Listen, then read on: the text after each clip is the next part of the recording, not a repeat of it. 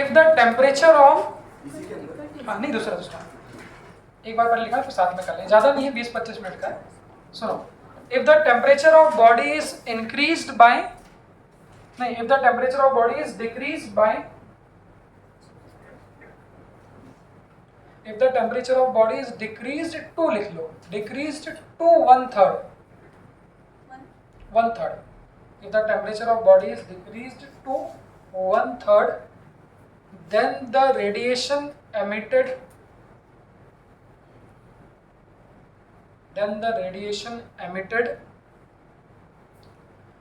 will be decreased by what percent?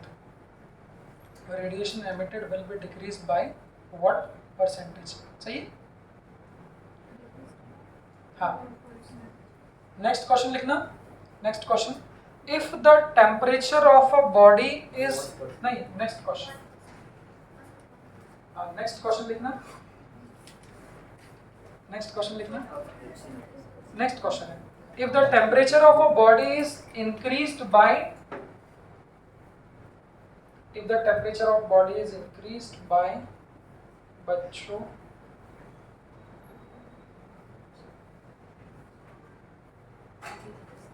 %, if the temperature of body is increased by 10%, find the percentage increase in amount of radiation.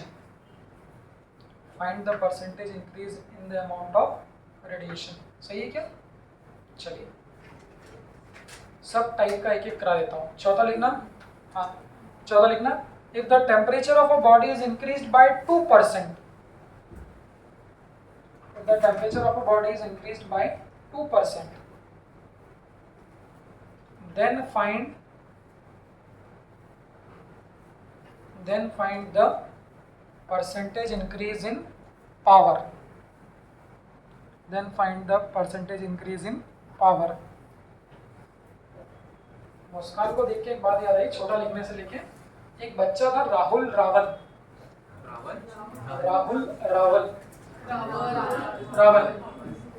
JEE का बच्चा था, उसको मैं topic पढ़ाता था modern physics, optics physics. मेरी life का सबसे अच्छे बच्चों में से एक है,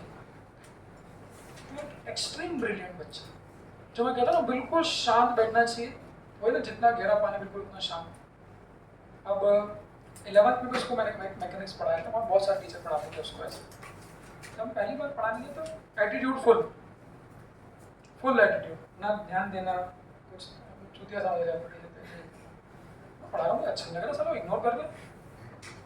मैंने क्वेश्चन कराया, फिर मैं चलो भारी क्वेश्चन मारता हूँ, सारा दिन चल रही, भारी क्वेश्चन दिया एकदम से, पूरी क्लास शांत हो गई। मैंने जब बता बेटा सही आएगा इसका आंसर, बिना सॉल्व करे बोल रहे हैं, इसको कॉपी देखी मैंने, एक पेज में वो पूरा, जो हम लोग 50 पेज में लिखते हैं, एक पेज में पूरा मतलब चैप्टर खत्म, वो ऐसा लिखता था, ऐसा कोई क्वेश्चन दिया ना ऐसा, इतने में बस खत्म हो गया क्वेश्चन, ऐसे एक पेज में 100 क्वेश्चन कर दिए इस तरह से, माइक्रो कैलीग्राफी वाला। और उसको दिमाग था, ओरल कैलकुलेशन कर लेता सारा, कि मैंने क्वेश्चन दिए तो सब सोच के बैठा रहेगा, बस एक लाइन लिखेगा फिर सही आंसर। और एडवांस के क्वेश्चन यही मेडिकल के, साला टैलेंटेड आदमी। फिर उसको पढ़ाया, फिर जब उसने एक्सेप्ट किया कि नहीं हाँ सर भी टीचर अच्छे हैं, अच्छा क्वेश्चन कराना, उसके बाद जाके फिर वो थोड़ा रिस्पॉन्स देना चालू किया। मेरे को बाद में बोला, बोले सर पहले मैं समझते ही किसी को आप लोग पूछ ली, बोले ठीक है सर मेरी गलती है। उसकी रैंक थी, उसकी अच्छी रैंक थी, शायद वो याद था 700-800 कुछ उसकी रैंक थी एडवांस में, फाइनल तो उसने पेपर दिया। इसको देख के मुझे याद आया कि बिल्कुल छोटा ऐसा लिखता था जवाब ऐसा, ये मुस्कान की कॉपी देख के, अब इसका मतलब है सब लोग छोटा लिखने लग जाए। 5वां क्वेश्चन लिखो, इसमें एक और सराउंडिंग वाला भी।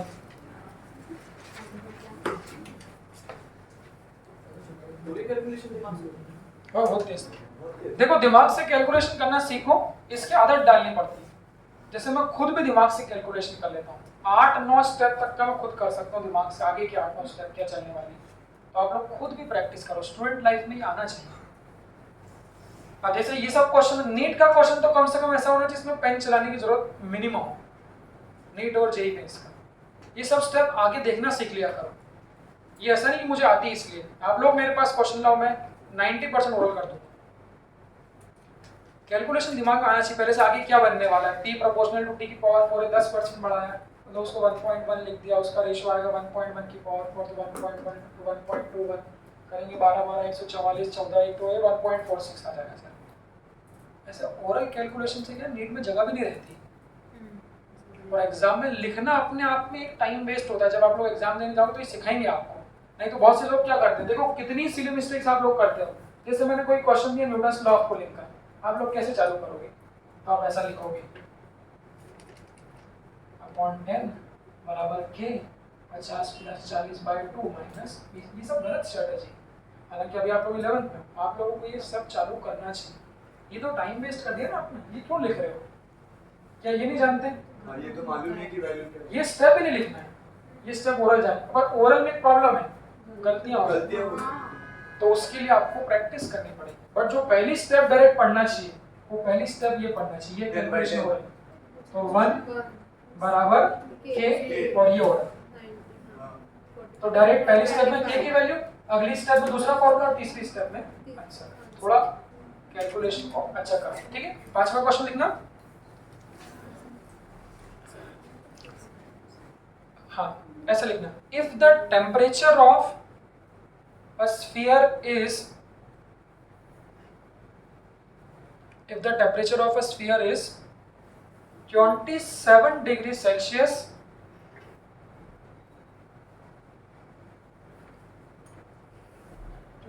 थोड़ा एक minute,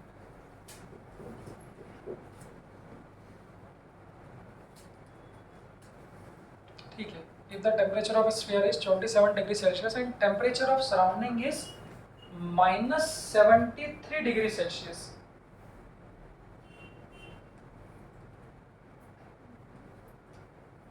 -73 degree Celsius. If the power emitted by the sphere is E, if the power emitted by the sphere is E, power emitted by the sphere is E, then find the power emitted, then find the power emitted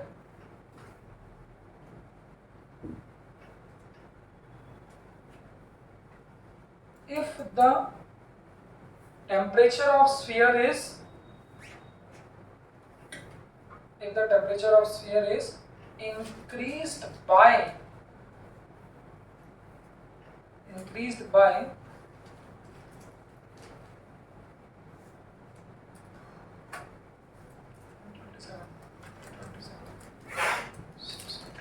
27,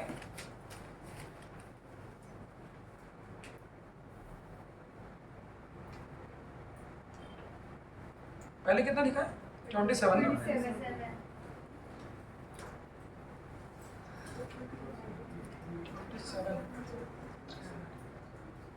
increased by 300 degree Celsius, by 300 degree Celsius। चलो ये 5 question से लगभग आपके books के maximum number of question cover हो जाएंगे। इसमें क्या है, तो सारे क्वेश्चन रेशियो बेस्ड ही है, बट यहाँ पर सबसे बड़ी समस्या है टू द पावर 4 सॉल्व करना है। उसको सॉल्व कैसे करना है इसलिए। दूसरी समस्या है बेसिक परसेंटेज कैलकुलेशन और ये सब। तो फटाफट, ज्यादा नहीं, 20 मिनट के क्वेश्चन है। सब लोग पहला क्वेश्चन को एक बार रीडिंग ले लो, मन में डेटा देख लो सब लोग बच्चों, फटाफट।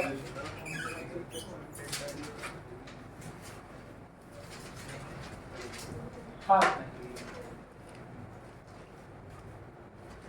पहला वाला अब देखो, इसमें क्या सा है, इसमें क्या क्या गलती होती है एक बार वो बताता हूँ। एक बार देख लो ऊपर सब लोग, क्या क्या गलतियां हो सकती है। सबसे पहले गलती हो सकती है जैसे कभी वो सॉल्यूशन में सराउंडिंग ले लेंगे, कभी वो सॉल्यूशन में सराउंडिंग नहीं लेंगे। तो इन सभी के लिए बच्चों स्टीफन्स लॉ का जो भी क्वेश्चन है वो इस पे बनेगा। स्टीफन्स लॉ एक बार रिवाइज कर लेना फॉर्मूला।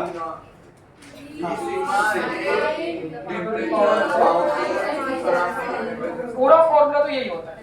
अब कौन से क्वेश्चन के हिसाब से किसको यूज करना आप लोग वो देखो। जैसे पहले वाले क्वेश्चन को पढ़ो, क्या दिया, स्फीयर ए है और क्या है स्फीयर बी। क्या दिया उनका, अच्छा रेडियस डिफरेंट है, मतलब उनके सरफेस एरिया भी डिफरेंट। और क्या दिया है अब देखो सॉल्व तो आप लोग कर लोगे, मुझे आपको बताना है गड़बड़ कहाँ आई। देखो इसमें गड़बड़ है। अब क्या पहले वाले क्वेश्चन में सराउंडिंग दिया है क्या? नहीं। तो हमारी समझ से देखो, क्या सराउंडिंग की जानकारी नहीं है, इसका मतलब सराउंडिंग को नेग्लेक्ट कर, तो इसको फिर क्या कर दोगे? नेग्लेक्ट कर दोगे। ये सब कैसे रहते हैं? कांस्टेंट। तो स्फीयर के लिए क्या बताया था? स्फीयर के लिए पावर तो क्या क्या गलती? सबसे बड़ी गलती इस पूरे रेडिएशन टॉपिक में होगी टेम्परेचर। क्वेश्चन में हमेशा वो सेल्सियस में देंगे और हमको किस में लेना है? केल्विन। अगर सेल्सियस को कन्वर्ट नहीं करोगे तो ऐसा आ जाएगा 27 की पावर 4, वो आप कभी सॉल्व नहीं कर पाओगे, बहुत मुश्किल जाएगा। तो इसीलिए पूरे स्टीफन्स लॉ में हर जगह टेम्परेचर को बच्चों किस में लेना है? केल्विन में। तो रेशियो किसका पूछा पहले वाले में? Power emitted by A upon power emitted by B. तो ये क्या आ जाएगा? डायरेक्टली प्रोपोर्शनल है। बोलो R A by R B का स्क्वायर और T A by T B की पावर होल का 4 हो जाएगा। बस अब रेडियस कितनी दी है इसका रख देना, इसका तो आ जाएगा। रेडियस कितनी दी है? 2 और इसकी 4। टेम्परेचर वो डेटा ही ऐसा देंगे कि परफेक्ट आंसर आए। 27 डिग्री सेल्सियस केल्विन में कितना हो? 300। और दूसरे वाले स्फीयर का 227।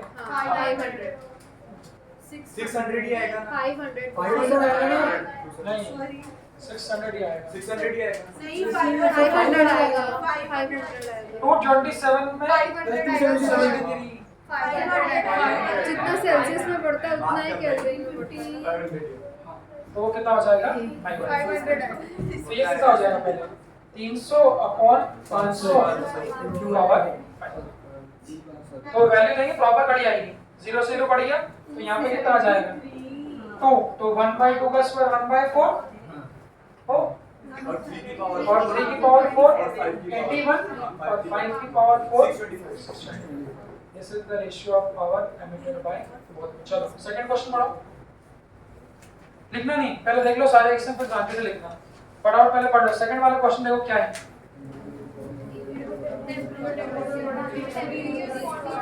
हाँ देखो मुझे सिर्फ ये बताना है कि फॉर्मूले में किसको नेग्लेक्ट करना है। तो उसने क्या बोला? The temperature of body is decrease by 1/3 decrease to 1/3 then the radiation emitted, ये सब नाम नोट मारना। Radiation emitted, power emitted, energy emitted, कभी कभी वो फ्लक्स भी कह देता है, हीट फ्लक्स। ये सब नाम एक ही के। अब यहाँ देखो क्या सराउंडिंग दिया है? सराउंडिंग दिया है नहीं, तो पावर का एक तो फॉर्मूला यही है। अब यहाँ बताओ किस किस को नेग्लेक्ट करना है? सराउंडिंग में एक तो सराउंडिंग फिर कांस्टेंट्स को कांस्टेंट। अब एक बात बच्चों बताना, अगर दो बॉडी की बात सुनो, देखो लिखने पे फोकस करो। देखो पहले आप लोग ले रहेंगे, अगर दो बॉडी की बात करते हैं, सुन जैसे पिछला वाला क्वेश्चन था कि बॉल रेडियस ए थी और बी थी, तो दो अगर बॉल्स की डिफरेंट बात करें तो एरिया अलग अलग होगा। बट अगर मैं एक ही बॉडी की बात, एरिया से होगा वो भी उसी बॉडी के टेम्परेचर को बढ़ाते चलो, उसी बॉडी के टेम्परेचर को कम करते चलो। तो ये हम लोग शुरू से कर रहे हैं। मैंने बोला था पूरे फिजिक्स केमिस्ट्री जहां जहां न्यूमेरिकल है वहां रेशियो सबसे ज्यादा यूज होता है, इसलिए उसको एक बार सीख लेना चाहिए। तो जो चीज सेम होती है उसको बोला लगा, तो सेम बॉडी की बात कर रहा है तो उसको भी बोला। तो power directly proportional to T power. उसके बाद कुछ सॉल्व नहीं करना है। टेम्परेचर को कितना कर दिया? 1/3। इसमें भी दो क्वेश्चन हो गए, 2 1/3 और बाय 1/3। 2 1/3 यानी कि 2 और बाय 1/3 यानी कि 2/3 बचा है। दोनों में फर्क रहेगा, तो वो दोनों पे आप लोग देख लेना। तो P1 by P2 बराबर T1 T2 कितना लिखेंगे?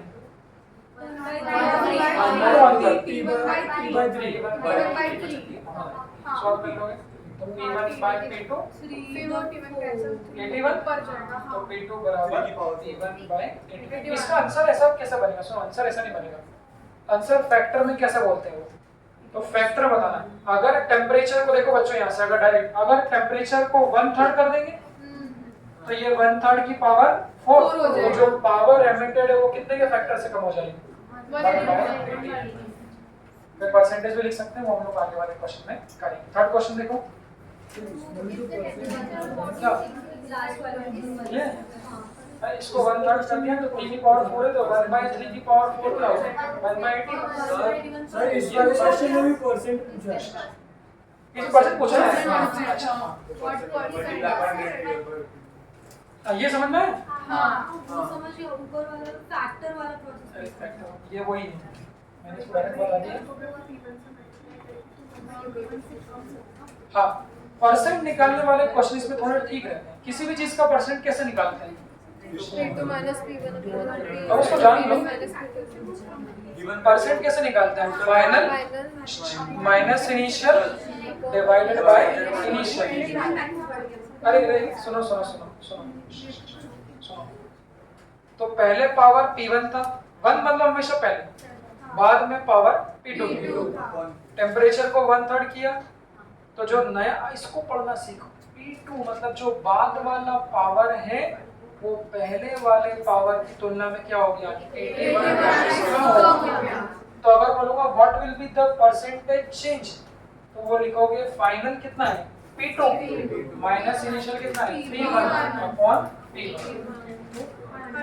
किसी भी चीज में परसेंटेज बच्चों ऐसे निकालते हैं final minus initial upon initial तो बस P2 की वैल्यू पटक दूं देख लेना तो P1 अपॉन 81 क्यों जो हुई माइनस P1 अपॉन कितना P1 इनटू कितना होगा 100 तो ये कितना आ जाएगा ये कितना आ जाएगा 1/81 माइनस 1 कितना आ जाएगा माइनस बाकी तो कैंसिल हो जाएगा इनको कितना कर दोगे 100 इतने परसेंट से वो क्या हो जाएगा आपका है क्यों नहीं निकल सकता निकाल लो ना उसको 90 के बाहर जाएगा जो भी आंसर आएगा कुछ जो भी जाएगा हाँ 0.9 मतलब 90 बाहर जाएगा ऑप्शन माइनस मतलब ये कम हो गया माइनस ये बता रहा टेम्परेचर कम करोगे तो पावर भी कम हो जाएगा उतने परसेंट से कम हो जाएगा हाँ थर्ड वाला पूरा सब लोग क्वेश्चन फटाफट जल्दी हाँ अब इसको लो अच्छा फॉर्मूले में सुनो क्या एक बॉडी की दो body if the temperature of body is increased by तो एक ही बॉडी है तो एरिया भी सेम रहेगा सराउंडिंग दिया है तो आखिरी वाले क्वेश्चन में मैंने सराउंडिंग भी दे दिया कि माँ पावर सॉल्व हम लोग कैसे करेंगे लास्ट वाले क्वेश्चन में आप लोग देखो तो बच्चों जब एक ही बॉडी होती है तो P प्रोपोर्शनल टू T की पावर 4 रेशियो T1/T2 की पावर 4 अब इसको समझ लेना मैंने पहले ही बताया था वैसे ये क्वेश्चन परसेंटेज वाले हम लोग पहले भी कर चुके हैं और समझ लो उसने क्या बोला टेम्परेचर को कितना बढ़ाया बाय 10% तो 10% से बढ़ा देने का मतलब T2 की जगह कितना लिखेंगे ये सब जान लो यार बेसिक परसेंटेज T1 तो पहले ही था और 10% T1 का और बढ़ा दिया ये सीखो ये कोई फिजिक्स नहीं है ये कितनी जगह इस्तेमाल होता है इसमें क्यों ना हम लोग एक बार सीख लें उसने बोला 10% से बढ़ाना अब क्या होगा 10 20 30 50 60 जो ले लो भाई पहले टेम्परेचर पहले मतलब क्या था T1 तो बाद में जो भी करोगे उसने बोला बाय 10% तो T1 तो पहले ही है और 10% T1 का और है अब एक्सचेंज कर लो मैंने बोला अब सुनो अगर ऐसा बोलता है the temperature is decrease bye 20% decrease by 20% बोलते हैं तो क्या करते हैं T1 तो 10% का मतलब क्या है तो परसेंट को हटा दोगे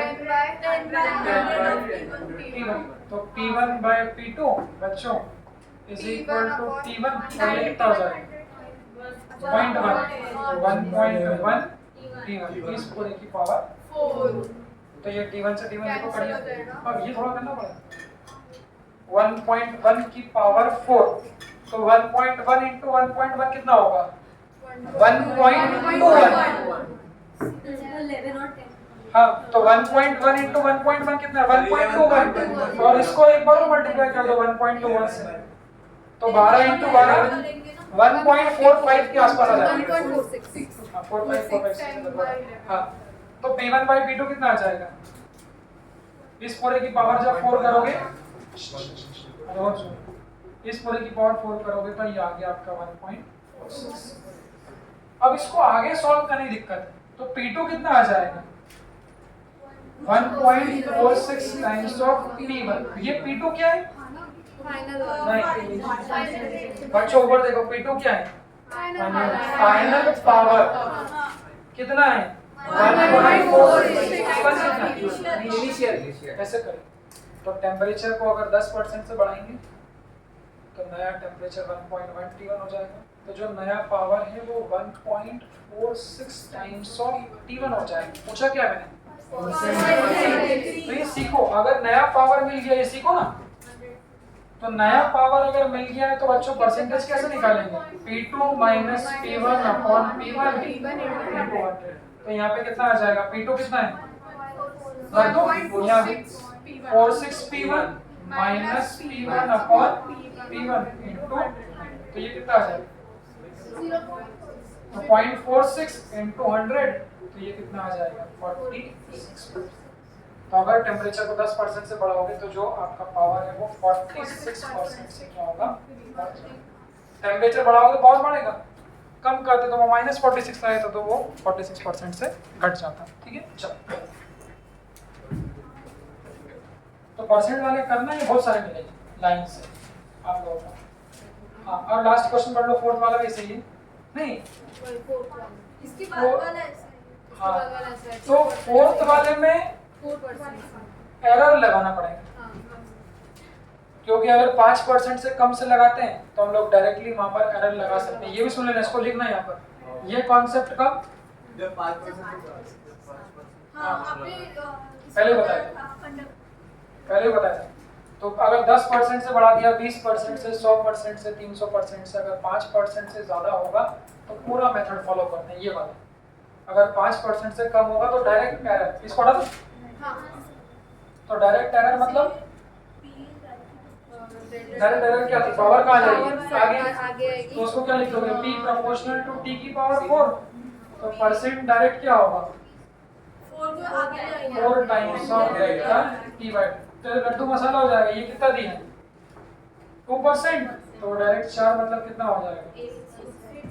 8%। तो ऐसा ले लिया होगा, अगर 5% से कम जितना भी टेम्परेचर में चेंज करोगे तो डायरेक्ट जो पावर है उसके 4 गुना। अच्छा, इससे आंसर कितना आता अगर इसको यहाँ लगाते तो? 1.02 का पावर 4 करना पड़ा रहेगा। नहीं अच्छा आंसर तो हाँ ना, वैसे ही सेम ही आएगा ऑलमोस्ट लगता नहीं वही सुना पहले इसको लिख लो। अच्छा में फर्क आता, दोनों ऑप्शन में बताओ कैसे। हाँ, अगर एरर यहाँ लगा दोगे तो कितना आएगा?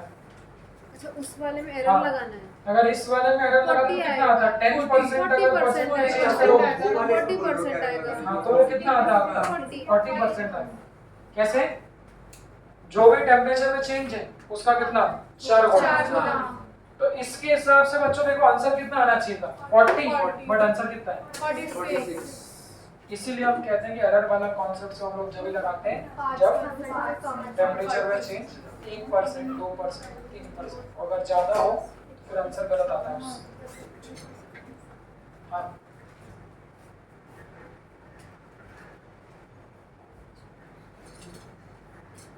साक्षी बहुत सिंसियर बच्ची है, नहीं पूरी शिद्दत से लगी हुई है। तुम कहाँ से हो वैसे?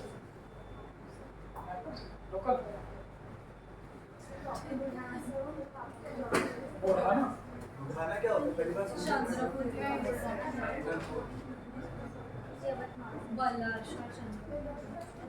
क्या पता है, सब तुम्हारा नाम ही नहीं सुना था। मैंने भी नहीं सुना बुढ़ाना नाम पे। नागपुर का नाम भी मैंने सुना ही था कि नागपुर कोई जगह है इसके आसपास। बलार शाह, यवतमाल, ये तो नाम से मराठी लगते हैं।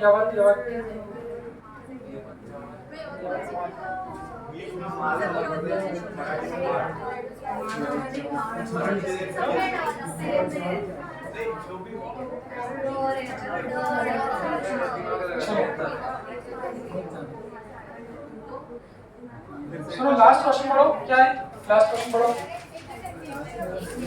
नहीं मतलब देखो एक बार, अब वहां पर क्या दिया बच्चों? सराउंडिंग का भी टेंपरेचर और एक ही बॉडी की 2 बॉडी? एक ही बॉडी, एक ही है। एक ही बॉडी एक ही है। बॉडी है। एक ही बॉडी उसी स्फीयर के टेम्परेचर को पहले कम कर दिया था और बाद में क्या कर दिया ज्यादा। तो कांस्टेंट ले लियो, सुनो तो सब कांस्टेंट मिलेंगे, सिर्फ टेंपरेचर सब मिलेगा। हाँ तो सेम है तो ये सब, बट अब यहाँ पे सराउंडिंग दिया है तो इसको सॉल्व करना पड़ेगा, इसको सॉल्व करना पड़ेगा। अब उसको सॉल्व करने का तरीका क्या है, उसमें कोई गलती ना हो। पहले टेम्परेचर कितना है बॉडी का, और T1 300 केल्विन, और सराउंडिंग कितना है, उसको कन्वर्ट करोगे 273 करके 200 आएगा, और बाद में T2 कितना कर दिया बाय, तो 27 से, हाँ 27 से बाय बोला, इंक्रीज बाय 300, मतलब 27 से बढ़ा के कितना कर दिया 300 कर दिया ना, तो 273 बच गया। हाँ तो बाय बोला ना, 27 डिग्री से बढ़ा के मतलब 300 डिग्री सेल्सियस और बढ़ा दिया, तो नया कितना हो जाएगा 327 डिग्री सेल्सियस प्लस 273 मतलब 600 क्या समझे। हाँ तो पहले 27 डिग्री था, देख लो बेटा पहले 27 था, तो 27 डिग्री को केल्विन में कन्वर्ट किया 300 है, बाद में 27 में बाय 300 बोला, मतलब और 300 बढ़ा है, तो कितना हो जाएगा 327, वो केल्विन में कितना आ जाएगा हमारा, और सराउंडिंग का टेम्परेचर सेम। अब इसको लिखोगे कैसे, पावर देखो बच्चों, बस लास्ट में ऊपर देख लो फटाफट, तो P1 बाय P2 कितना होगा देखो, तो पहले T1 की पावर 4 माइनस TS की पावर 4, और T1 की T2 कर दिया माइनस TS की पावर 4। इस पावर को सॉल्व कैसे करेंगे, ये सही है क्यों भाई, सॉरी पहले T1 था, बाद में कितना कर दिया T2, बस वैल्यू रख दें। देखो इधर T1 की जगह 300 की पावर 4, T2 की जगह इसकी जगह 600 का T2 की जगह 600 का तो ये भी मैंने एक पावर 4 का बता दिया। सर होल को पावरफुल लेते हैं, नहीं नहीं वैसा नहीं तो रहेगा, a minus b whole square लगा दो सर, आइडेंटिटी ले लें। बहुत ही बड़ा हो जाएगा, इजीली हो रहा है 100 कॉमन लेके, दिमाग मत लगाइयो, ये समझ में आ गया, बस ये डायरेक्ट काट दो, 100 कॉमन लेके। ये बताना था मुझे। 200 से 200 सीधा नहीं कटेगा। नहीं नहीं अरे माइनस माइनस है ना बीच में। मेडिकल वाले बच्चे पूर्व मेरे इतिहास में अलग अलग इसको अलग तरह सॉल्व कर चुके हैं, इसलिए इसको बता रहा हूँ, सब लोग अपना दिमाग लगा लेते हैं। बहुत से लोग ये 300, कुछ ऐसे भी मुझे मिले हैं खिलाड़ी, सुनो अरे बहुत इजी है सर, 300 माइनस 200 100 का पावर 4। ये सब चीजें बेटा गणित मत लगाना, ये अलग तुम लोग का गणित अलग चलता है। यहाँ पे इसको नॉर्मल काटना तो कितना हो जाएगा, 3 का पावर 4 सर 100 कॉमन ले लिए, ऐसा भी कुछ कॉमन ले सकते हो, पर ये अलग चीज है, दोनों अलग चीज है, करके देखो आंसर लगा, इन दोनों से अलग आंसर आएगा। अरे मैं तुम्हारी क्या, आधे बच्चे अगर मैं बोलता नहीं तो सब अपने अपने हिसाब से कहीं ना कहीं दिमाग लगाते हैं, तो आप लोग ये बता रहा हूँ बस, ये कितना आ जाएगा 81 माइनस 16 अपॉन 36। हाँ हाँ सही है 256। 16 का स्क्वायर 256 होता है सर, 16 में बताइए, 16 इंटू 81 माइनस 1, 36 ये कितना आएगा 1 2 नहीं पता, वैसे नहीं का करना स्क्वायर बताओ, तुम्हें याद है तो बताओ। 1296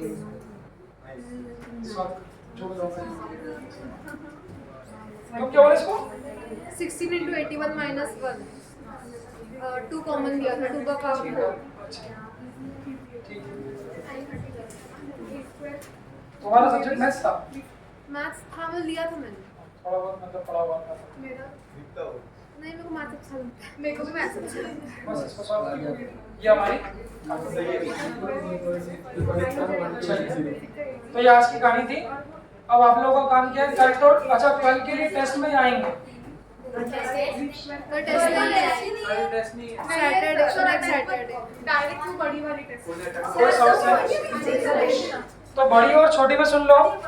अब कल के बाद मुलाकात तो अपनी 1 तारीख को होगी, सर केरला जा रहे हैं। कोचिंग तो आना, आप क्या करना है आप लोगों के लिए मैं वापस रोज आ जाऊंगा।